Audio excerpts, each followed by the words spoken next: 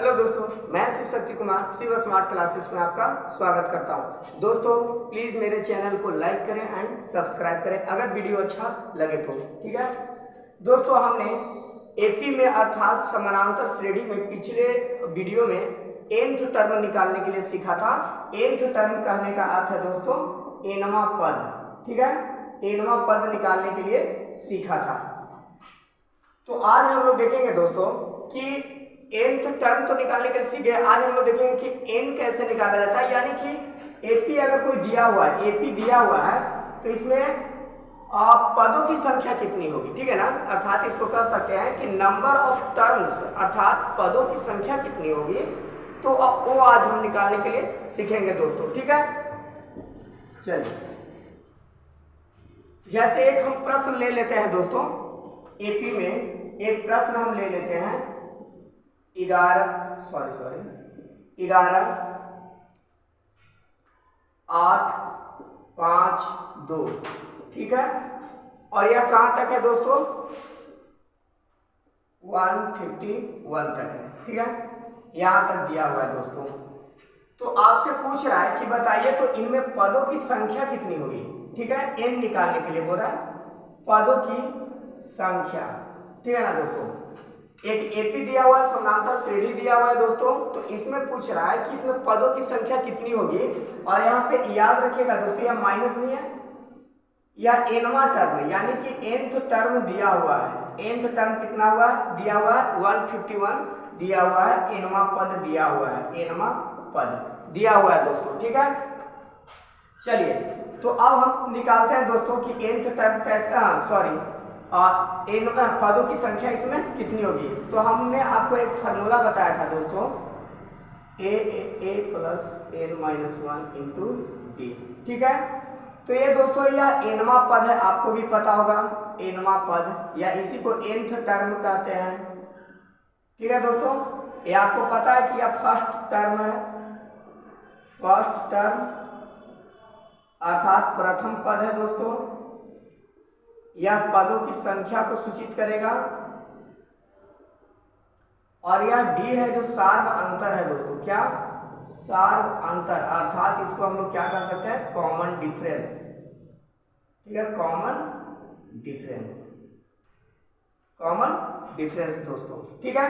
तो इसी फॉर्मूला से हम लोग nवां पद भी निकालते हैं दोस्तों और पदों की संख्या भी निकालते हैं, यानी कि इसमें हम प्रथम पद भी निकाल सकते हैं, सार्व अंतर भी निकाल सकते हैं। अगर इसमें अगर कोई देखिए इसमें मेन कितने इस एक फार्मूले के मेन कौन कौन से क्या बोलते हैं,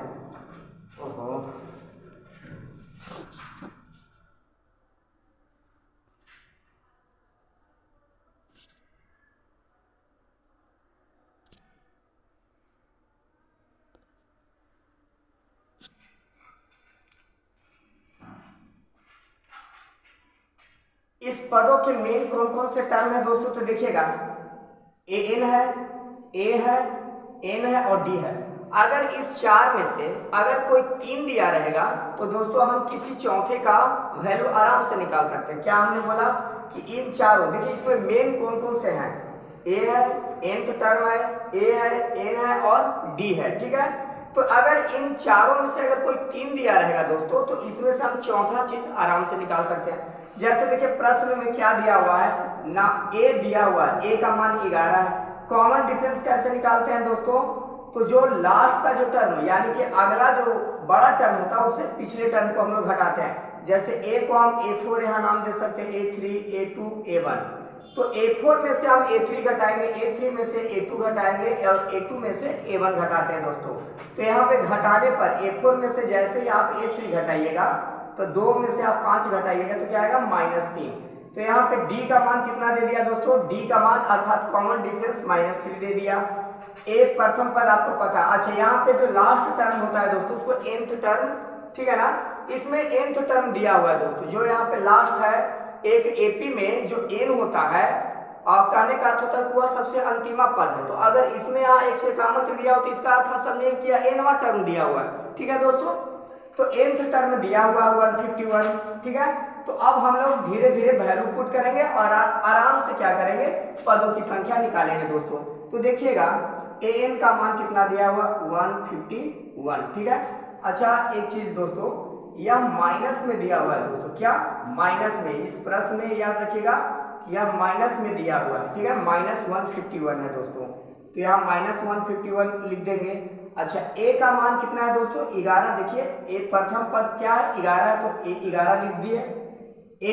एन हमें निकालना है दोस्तों, पदों की संख्या हमें निकालना है। डी कितना है दोस्तों, तो डी का मान देखिए -3 हमने निकाला है, तो -3। अब इसको आराम से हल करेंगे, -151 बराबर यहाँ क्या होगा, यह 11th है। अब ध्यान दीजिएगा -3 में जब हम n से गुना करेंगे दोस्तों तो -3n होगा, और -3 में -1 से तो माइनस माइनस प्लस हो जाएगा और यहाँ पे 3 हो जाएगा दोस्तों।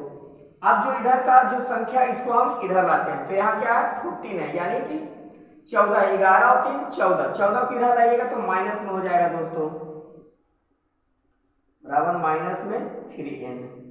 अब ध्यान दीजिएगा इसको जोड़िएगा तो माइनस माइनस दोनों एक ही समरूप हो गए, एक ही जात के हो गए दोस्तों, तो माइनस माइनस आपस में जुड़ जाएंगे, याद रखिएगा घटेगा नहीं, जुड़ जाएगा, तो -165 बराबर क्या होगा इधर दोस्तों -3n।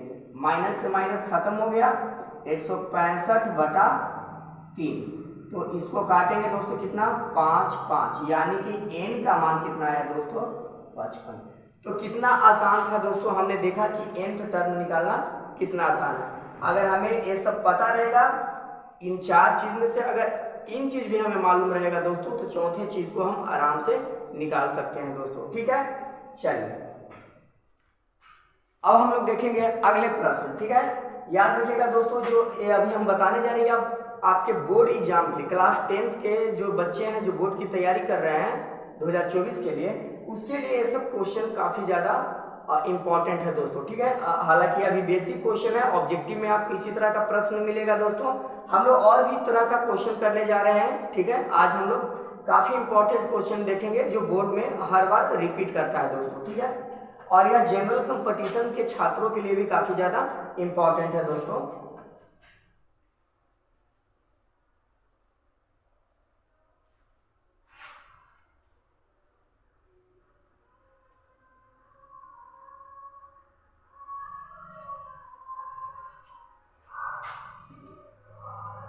चलिए दोस्तों, एक प्रश्न है दोस्तों कि हमें 31वां पद 31 पद 31वां पद ज्ञात करना है दोस्तों। यदि प्रश्न में हमें 31वां पद ज्ञात करना है दोस्तों, और यदि प्रश्न में बोल दिया है कि 11वां पद, याद रखिएगा 11वां पद यानी 11th टर्म दिया हुआ है दोस्तों कितना 38, ठीक है। 16th टर्म दिया हुआ है दोस्तों, 16वां पद दिया हुआ है दोस्तों कितना, तो 73, ठीक है। तो आपसे पूछ रहा है दोस्तों कि 31वां पद कितना होगा, ठीक है। यह काफी इंपॉर्टेंट प्रश्न है दोस्तों, आप देखिएगा बोर्ड के एग्जाम में इस तरह के प्रश्न आते हैं। तो कुछ नहीं करना है दोस्तों, हमें बस वैल्यू रख देना है और आंसर आराम से निकाल लेना है, ठीक है। अच्छा देखिए दोस्तों 11th पद, ठीक है ना, तो इसको 11वां पद को हम लोग कैसे लिखते हैं दोस्तों, 11वां पद को हम लोग कैसे लिखते हैं a + 10d लिखते हैं दोस्तों, क्या a + 10d। a + 10d ये कैसे लिखा है दोस्तों, तो याद रखिए an का फॉर्मूला क्या होता था दोस्तों, a + n - 1 × d, ठीक है। तो यह a जो यहाँ पे a है वही a है दोस्तों, और n में से 1 यानी जितना पदों की संख्या है दोस्तों उसमें से एक घटाकर हम d से गुना करते थे, इसलिए यह 11वां पद है, तो इसमें से एक घटाएंगे तो 10 हो जाएगा, और फिर क्या करेंगे d से गुना करेंगे, तो इसीलिए 11th टर्म को या 11वें पद को हमने a + 10d लिखा है दोस्तों, ठीक है। और यह कितना दिया हुआ दोस्तों 38 दिया हुआ है। उसी तरह से हम 16वें पद को कैसे लिखेंगे दोस्तों, तो 16वें पद को a + 15d लिखेंगे दोस्तों, ठीक है ना। यह कितना 73 है। अच्छा अब यह टर्म ज्यादा लग रहा है दोस्तों, तो हम इसे ऊपर रखेंगे, और यह टर्म कम है तो इसको हम नीचे रखेंगे, या ऐसे हालांकि हम इस तरह से भी आंसर आ सकता है, लेकिन यह माइनस प्लस में कुछ बच्चे को दिक्कत हो सकता है, इसलिए हम इसे ऊपर रख रहे हैं और इसे नीचे रख रहे हैं ताकि आसानी से हल हो सके दोस्तों।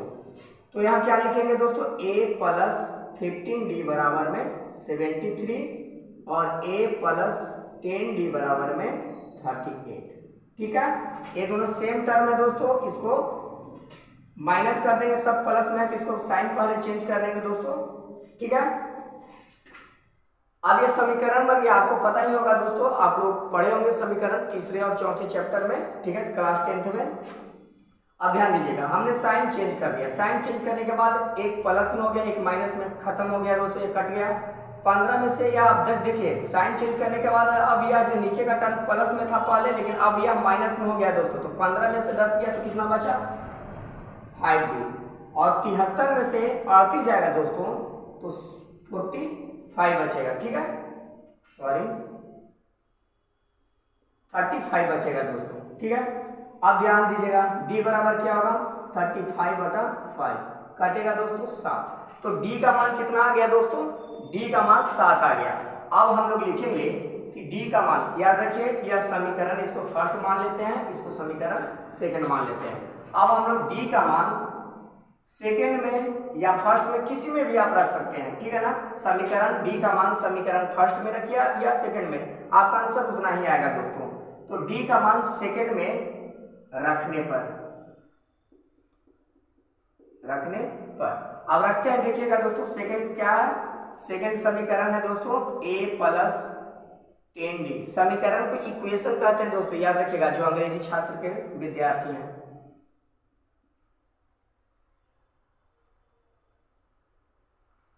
कितना है दोस्तों 38 है। अब यहाँ पे हम वैल्यू रखेंगे, a प्लस d का मान कितना है दोस्तों 7 है, तो 10 × 7 बराबर 38। a बराबर क्या होगा दोस्तों 38। ठीक है, और यहाँ पे माइनस में हो जाएगा 70, तो a का मान कितना आया दोस्तों -32। ठीक है, a का मान कितना आ रहा है दोस्तों -32। ठीक है, अब कह रहा है कि 31st टर्म क्या होगा। ठीक है ना, तो 31st टर्म कैसे निकालेंगे दोस्तों, तो याद रखिएगा हमने क्या बोला था, 31st टर्म को ऐसे लिखेंगे a प्लस 30d। a का मान कितना है -32 प्लस 30 × 7 -32 अब प्लस में 210। जब इसको घटाएंगे दोस्तों तो कितना आएगा 178। ठीक है दोस्तों, कितना आएगा 178। चलिए, तो यही है क्या दोस्तों 31st टर्म। देखिए हमने कितना आराम से 31st टर्म को निकाल लिया दोस्तों। देखिए प्रश्न में था दोस्तों कि 31st यानी कि 31वां पद को निकालना है। हमें 11वें पद यानी 11वां पद दिया हुआ था, 16वां पद दिया हुआ था दोस्तों। तो हमने इससे क्या किया, एक समय 11वें पद को आप जानते हैं कि a प्लस 10d लिखते हैं, और 16 पद को हम लोग कैसे a प्लस 15d लिखते हैं दोस्तों। फिर इसे हमने साइन चेंज कर दिया जिसके कारण यह समीकरण आसानी से हल हो सके, और उसके बाद हमने d का मान निकाल लिया दोस्तों। उसके बाद d का मान हमने समीकरण सेकंड या फर्स्ट किसी में भी रख सकते हैं। रखने पे हम a का मान निकालेंगे दोस्तों, और फिर हम 31st टर्म को यानी 31वें पद को कैसे लिख सकते हैं दोस्तों a प्लस 30d, और हमने वैल्यू को पुट कर दिया और आसानी से आंसर प्राप्त कर लिया दोस्तों। ठीक है, चलिए अब हम लोग देखेंगे अगला इंपॉर्टेंट क्वेश्चन दोस्तों।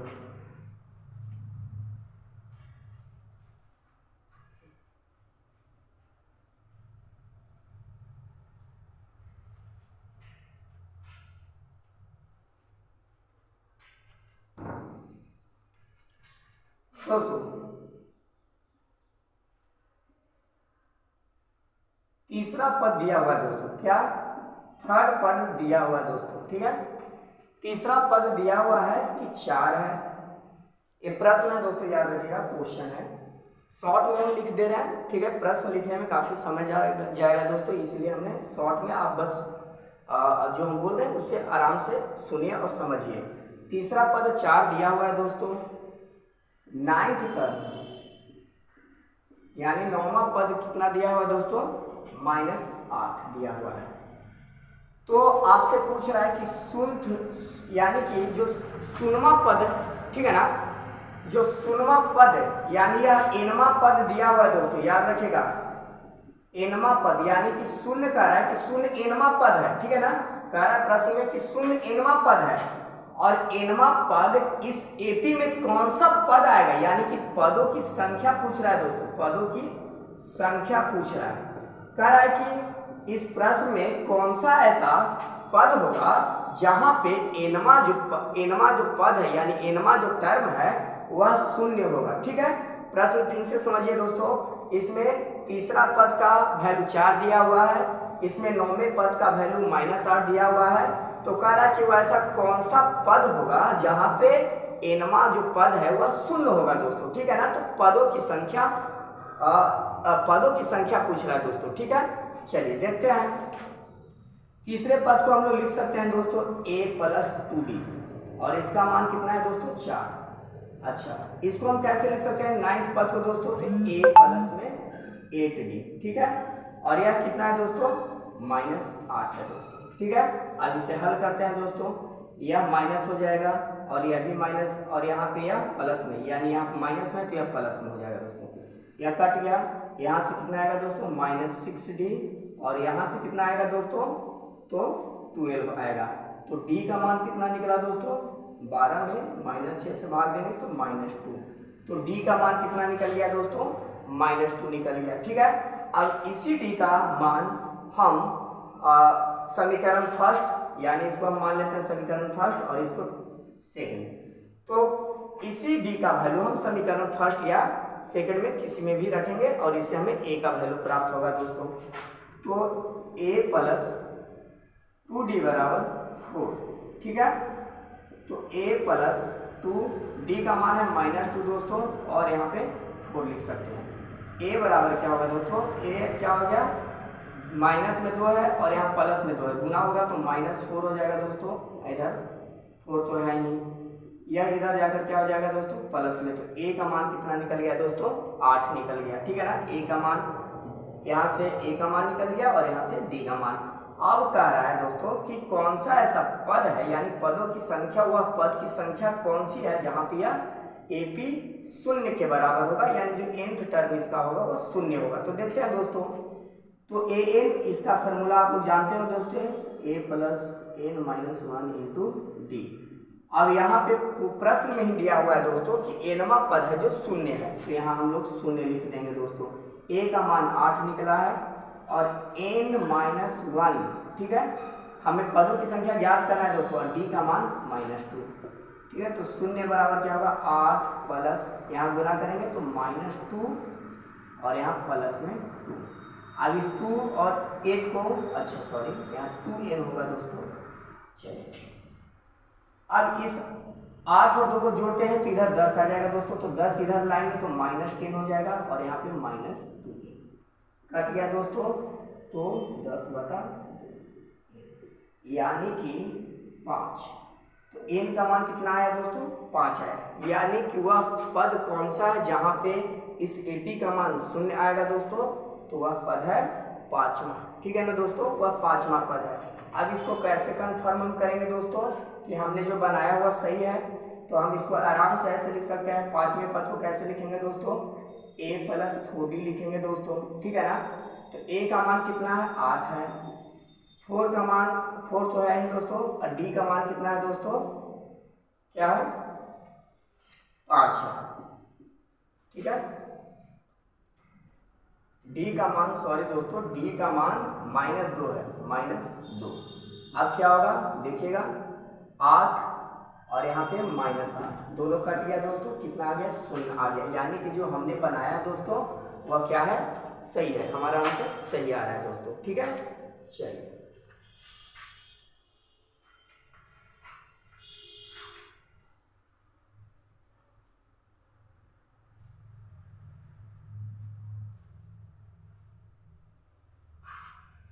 अब हम लोग अगले प्रश्न को देखते हैं दोस्तों। कह रहा है कि 3 अंकों वाली ऐसी कितनी संख्या है जो 7 से विभाज्य होंगी। याद रखिएगा दोस्तों कि प्रश्न क्या बोल रहा है, 3 अंकों वाली अंकों वाली कितनी ऐसी संख्या है, कितनी ऐसी संख्या है जो 7 से विभाज्य होंगी। ठीक है दोस्तों, 7 से विभाज्य होंगे। तो इस तरह के प्रश्न आपके एग्जाम में भी पूछे जाते हैं दोस्तों। तो देखेंगे कि किस तरह से इसे हम आसानी से हल करते हैं दोस्तों। सबसे पहले दिमाग में रखिएगा कि यह 3 अंकों का यहाँ 3 अंकों की बात की जा रही है दोस्तों। तो 3 अंक कहाँ से स्टार्ट होता है दोस्तों? आपको पता है कि 100 से स्टार्ट होता है। 100 से 3 अंक स्टार्ट होता है और कहाँ तक जाता है दोस्तों? 999 तक। यहाँ से आप आगे बढ़िएगा तो 1000 हो जाएगा और यह 4 अंकों की संख्या बन जाएगी दोस्तों। यहाँ से पीछे जाइएगा तो यह 2 अंकों की संख्या बन जाएगी दोस्तों। तो 100 से लेकर 999 के बीच में ही 3 अंकों की संख्या रहती है दोस्तों, यानी 100 से लेकर 999 तक। ठीक है, तो इसी बीच में कह रहा है कि ऐसी कितनी संख्याएं हैं जो 7 से विभाज्य होंगी। तो देखिए दोस्तों, इस तरह के प्रश्न को हम लोग बहुत ही आसानी से कर सकते हैं। जैसे ही अगर यहाँ पे बोले कि ऐसी कितनी संख्याएं जो 7 से, यानी किसी भी संख्या से विभाज्य बोले, वही डी हो जाता है दोस्तों। मान लो यहाँ लिख देता 4 से विभाज्य हो, 3 से विभाज्य हो, 5 से विभाज्य हो, तो जितना से विभाज्य करने बोलेगा दोस्तों वही डी की संख्या हो जाएगी, यानी वही सार्व अंतर होगा दोस्तों। तो यहाँ डी का मान कितना दिया हुआ है? 7, यानी सार्व अंतर कितना है दोस्तों? 7 दिया हुआ है। ठीक है ना। चलिए, अब कह रहा है कि 3 अंकों की संख्या, तो हम लोग देखेंगे 3 अंकों की ऐसी कौन सी पहली संख्या है जो 7 से विभाज्य होगी। तो मेरे दिमाग में आ रहा है दोस्तों कि 105 ऐसा है, क्योंकि 15 में जब 7 से गुणा करते हैं तो 105 आता है। तो 105 ऐसी संख्या है जो 7 से डिविजिबल है। तो क्या होगा? ए हम किसको मान सकते हैं दोस्तों? 105 को मान सकते हैं, क्योंकि यह प्रथम ऐसा पद है जो 7 से विभाज्य हो गया और 3 अंकों वाली भी है। ठीक है, और लास्ट टर्म यानी कि एन देखिएगा दोस्तों, तो हम जब 999 से, ध्यान दीजिएगा, जहां तक पूछेगा उससे हम, ठीक है, 7 से भाग देंगे दोस्तों। तो एक मतलब में आप भी जान रहे हैं, यहाँ 2 9 4 8 9, रिमाइंडर कितना बचा दोस्तों? 5 बचा, रिमाइंडर 5।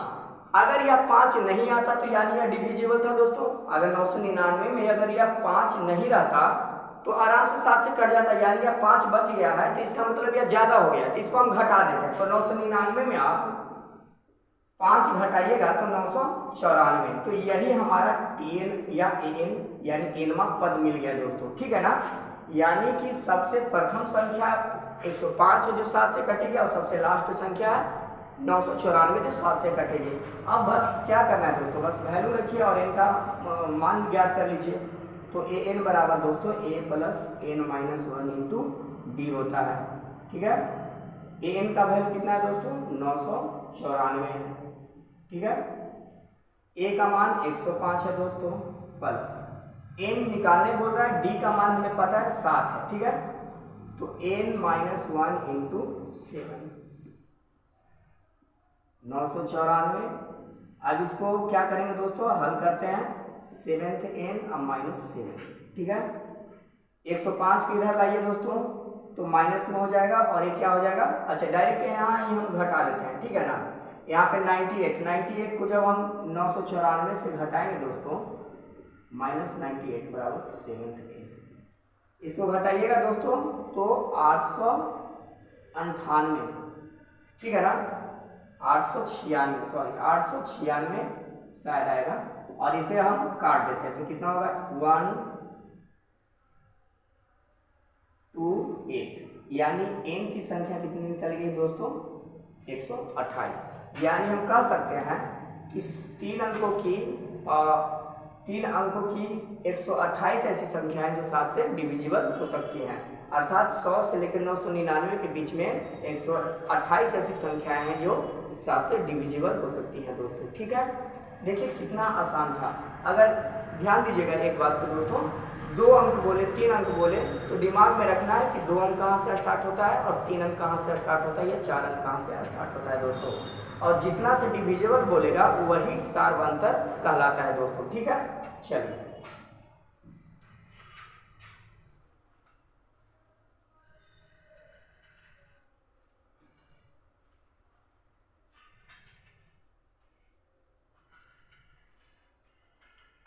चलिए एक प्रश्न है दोस्तों,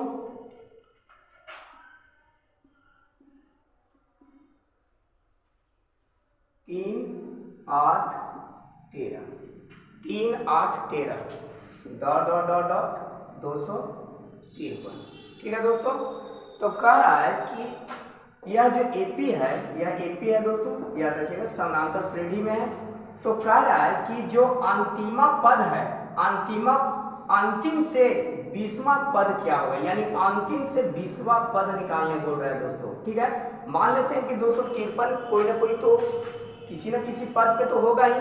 ठीक है ना, पदों की संख्या इसमें 253 किस स्थान पे है दोस्तों, तो इसमें पदों की संख्या तो होगी ही। ठीक है, तो कह रहा है कि जितना भी पद हो उससे लास्ट से हमको आगे यानी अंतिम से हमको 20वां पद ज्ञात करना है दोस्तों। तो इस तरह के प्रश्न को कैसे हल करते हैं देखते हैं। ठीक है दोस्तों, ए का मान दिया हुआ है दोस्तों 3, डी का मान आपको पता है कि जो नेक्स्ट टर्म होता है उससे पिछला टर्म को घटा देते हैं दोस्तों। तो डी का मान कितना हो जाएगा, 13 में से 8 गया दोस्तों 5 हो जाएगा। ठीक है, 5 है दोस्तों।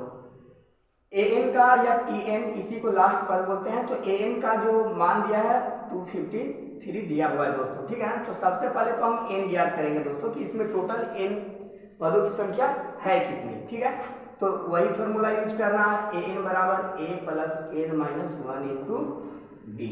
ठीक है ना, ए का मान कितना है दोस्तों 3 है, प्लस एन हमें पता नहीं है, डी का मान कितना है दोस्तों 5 है, और ए एन दिया हुआ है 253। ठीक है ना, 253। अब इससे हल करेंगे, इस 3 को इधर लाते हैं तो 250 हो जाएगा दोस्तों। इधर क्या बचा, n माइनस 1 इंटू 5 बचा दोस्तों। ठीक है ना, 5 से डायरेक्ट इसको काटिए, कितना मतलब है दोस्तों 50 मतलब, यानी 50 मतलब में कटेगा n माइनस 1।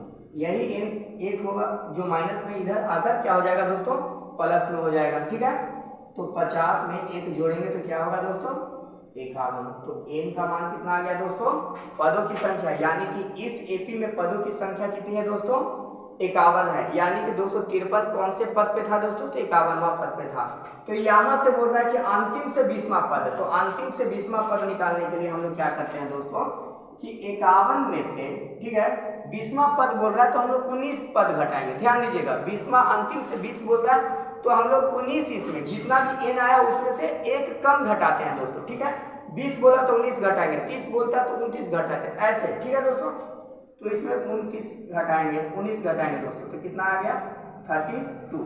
यानी कि आगे का जो 32वां पद होगा वही पीछे का 20वां पद होगा। ध्यान दीजिएगा दोस्तों, इसमें कुल पदों की संख्या 51 थी, जितना पद बोलेगा अंतिम से उससे एक कम करके घटा देना, और जो संख्या आएगी वह आगे से उतना ही पद होगा, यानी आगे से 32वां पद पीछे से 20वें पद के बराबर होगा। ठीक है, आगे से जो भी पद होगा वही अंतिम पद से इक्वल होगा दोस्तों इस तरह के प्रश्न में। ठीक है, चलिए तो हम 32